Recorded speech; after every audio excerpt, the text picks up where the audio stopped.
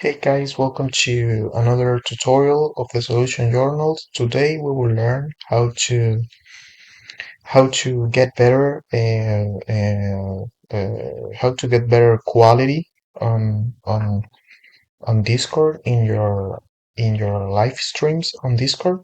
So this is an option in the settings of the application, and remember you need to get this option when you got a desktop PC, like a big desktop, not a, a laptop.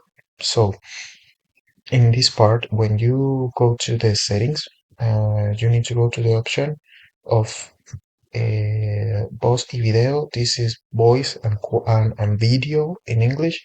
And in this part, in this option, you got a option where you need to deactivate you need to deactivate the option of codec H264, and after that you change the way in the PC process the live stream, the video. So remember, you need to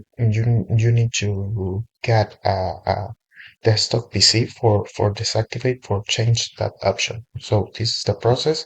I hope this tutorial was helpful for you. Follow us for more content like this.